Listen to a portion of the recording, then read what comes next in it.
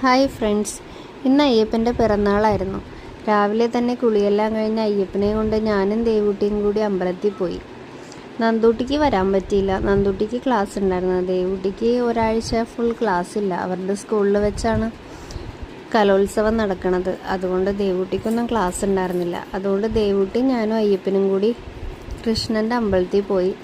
അയ്യപ്പന് പുതിയ പിറന്നാൾ കോടിയാണ് അയ്യപ്പന് ഇട്ടേക്കണത്, മുണ്ടും ഷർട്ടും. അയ്യപ്പൻ അതിട്ട് ഭയങ്കര എക്സൈറ്റഡ് ആയിരുന്നു. അയ്യപ്പന് ഭയങ്കര ഇഷ്ടപ്പെട്ട് അതിട്ട് അവിടെ ഓടിയൊക്കെ കളിച്ച് നടന്ന്. ആദ്യം നടക്കാനൊരു ഇത്തിരി ബുദ്ധിമുട്ടുണ്ടായിരുന്നു. പിന്നെ അയ്യപ്പൻ ഓടലായി. ദേവചേച്ചിയായിട്ട് ഓട്ടോ ആയിരുന്നു അമ്പലത്തിൽ.